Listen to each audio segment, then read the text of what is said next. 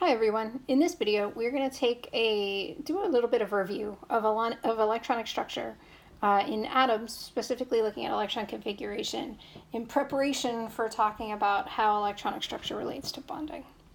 So in intro chem, we left off with this idea of the Bohr model of the atom, where we have the nucleus in the center that contains the protons and neutrons, and then we have electrons that are in these energy shells that are some prescribed distance or energy level away from the nucleus, right? So we have energy level 1, which is the smallest and closest, and n equals 2 and n equals 3, etc., right? And we know that these electrons can only exist within these energy shells. They can't be between the shells, right? But they can transverse. So they can transverse between shells. So they can go jump from n equals 2 to n equals 3 and from 3 to 1, but they can't exist in between. It's weird, it's quantum. But the energy level of those electrons within the atom is quantized. And that's kind of where we left it. N equals 1 can hold 2 electrons, n equals 2 can hold 8, n equals 3 can hold 18 eventually. But we didn't really talk at all about these energy shells or these energy levels. And specifically, we didn't address whether or not these energy levels have any structure themselves, or how are those electrons arranged within the level?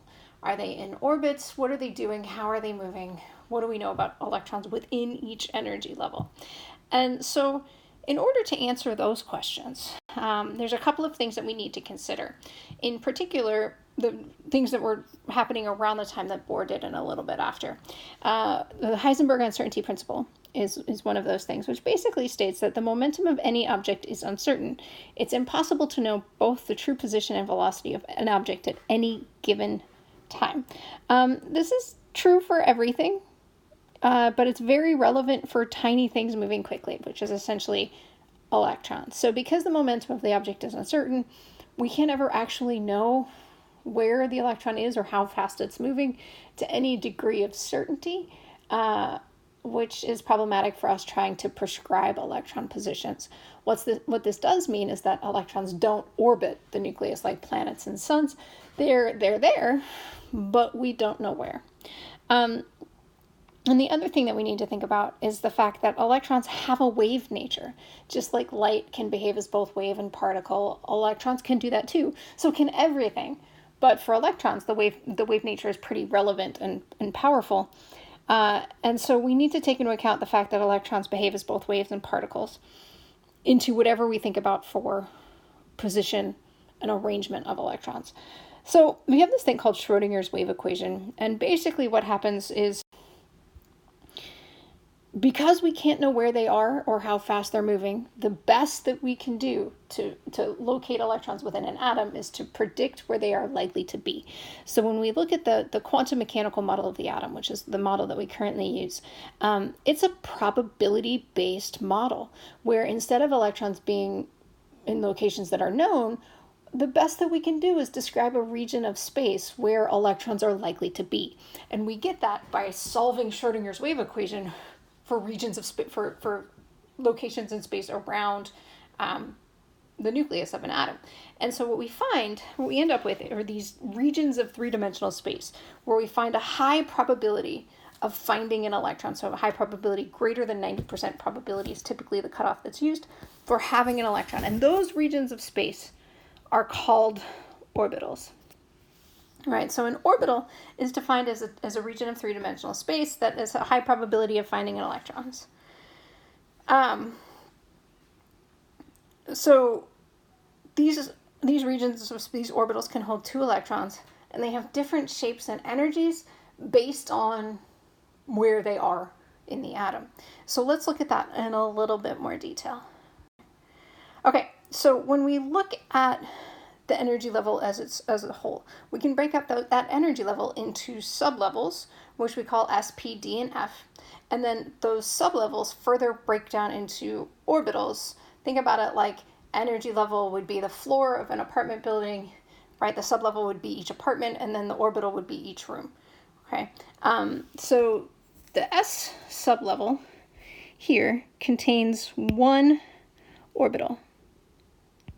And it's an s orbital, and it's called an s orbital because it's roughly spherical shaped. So it's shaped like a sphere, and it contains 1 orbital.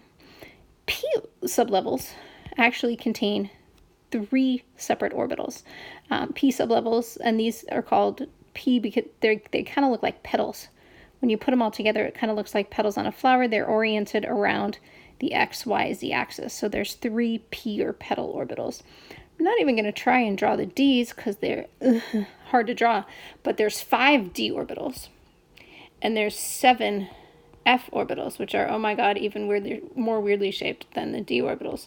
So what this means is that the s sublevel can hold a total of 2 electrons because it has 2 orbitals. The p sublevel can hold 6, the d sublevel can hold 10, and the f sublevel can hold 14.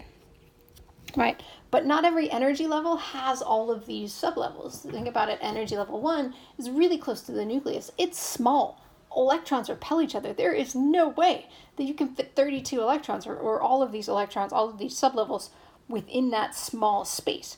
So when we look at this, energy level 1 here has only space for one sublevel, and that's an s sublevel. So energy level 1 only contains 1 orbital because it only has that one sublevel, which means that energy level 1 can only hold a total of 2 electrons, which we know that from our studies of the Bohr model. Energy level 2 is a little bit further away. It's a little bit bigger. So it can hold it has an s sublevel and a p sublevel, which means that it has a total of 4 orbitals. One of them is an s, and 3 of them are p's. So it can hold a total of 8 electrons, 2 in the s and 6 in the p. Energy level 3, again, we're going out further from the nucleus, bigger.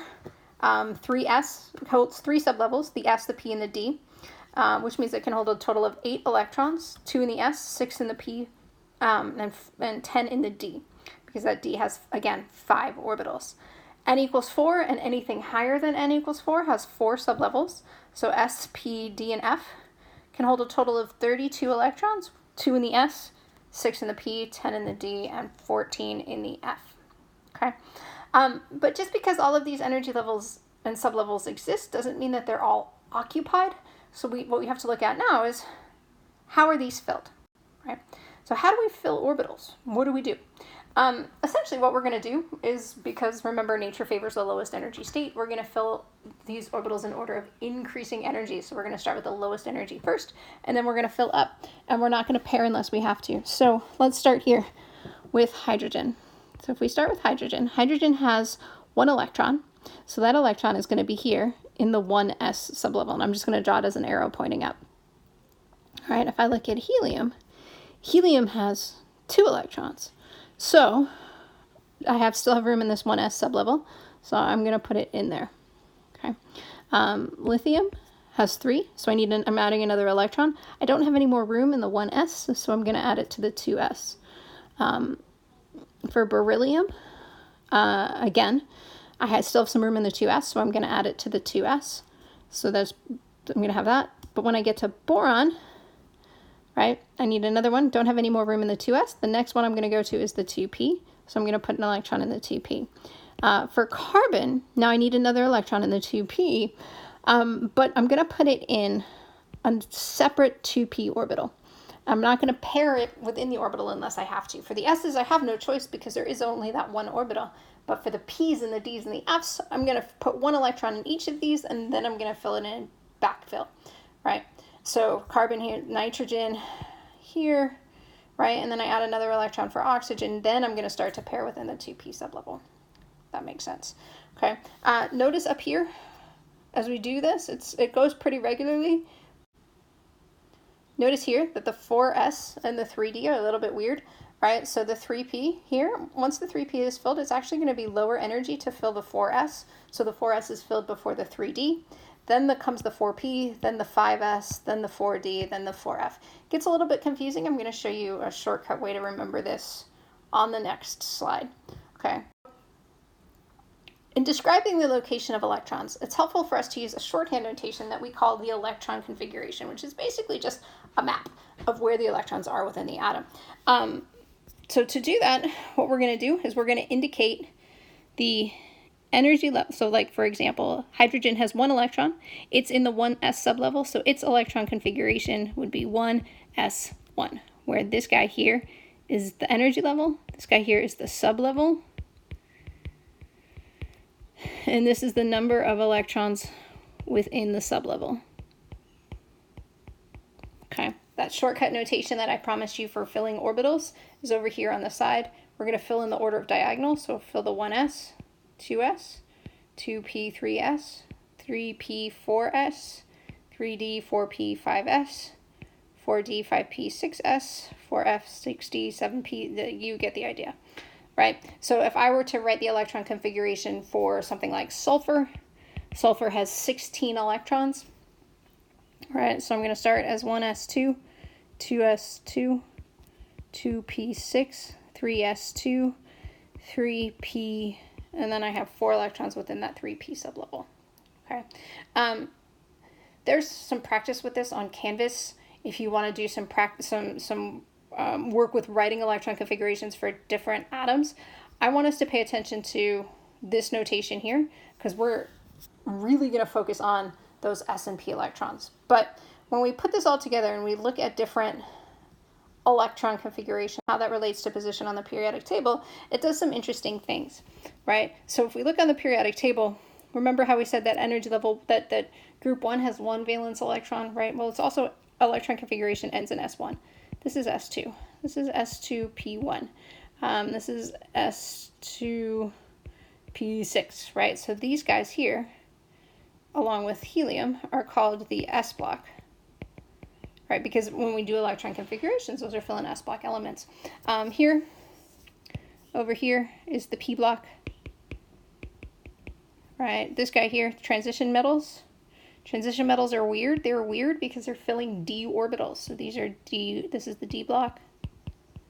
And these guys down here, the lanthanides and the actinides, this is the F block. Cool thing about electron configurations in the periodic table is that we can use position to predict the electron configuration. Like, so for example, arsenic. Arsenic is in the same group as nitrogen, which means its electron configuration is going to end in, it's in period 4, 1, 2, 3, 4. So it's going to end in 4, S2, 4p3. So 4s2, 3d10, 4p3. Which is cool. There's some variation with that in the transition metals in the F block. But as we're studying organic chemistry, we don't really care because we don't do a lot of work with transition metals. We focus mainly on the nonmetals in the S block. The other thing that arises from this that I want to make sure you're aware of is that those valence electrons are always S's and P's. D electrons are never valence. F electrons are never valence because remember, valence is the outermost energy level. You're always going to be filling the S's and the D's of that energy, or S's and P's, sorry, of that energy level before you get to the D's and the F's. So the S's and P's will always be valence. Okay. So how does this relate to bonding in organic chemistry? Well, let's think about this for a second. If I'm going to form a bond, right? A bond is really just a region of orbital overlap between two atoms, right? And orbital unpaired electrons are able to form bonds, right? Because we pair up electrons, so we're able to get 2 electrons in the same space. Unpaired electrons form bonds, and the bond is just essentially the region of orbital overlap. Again, we have those valence electrons in the S's and the P's, which help us because we don't have to worry about D's or F's. We don't care about D's or F's. We care about S's and P's. We care about those nonmetal groups forming covalent bonds. But just like everything, this is a little bit hinky. I'm hoping that some of you noticed some of the hink, which we're going to explain later. If we think about, for example, the element carbon. Carbon's electron configuration is 1s2, 2s2, 2p2. Carbon has 2 unpaired electrons, given the electron configuration as we've now learned to write it. But carbon forms 4 bonds. So that doesn't really make sense or doesn't really kind of combine together to fit what we know about electronic structure with what we know about bonding and in particular what we know about shapes of molecules. So we are going to do that in class and in our next video. But I want you to think about it, like how can we relate what we know about electronic structure with what we know about bonding properties in VSEPR? Okay, and I will see you all in class. Make sure you come with any questions. Try the practice problems on Canvas. Answer key is also there.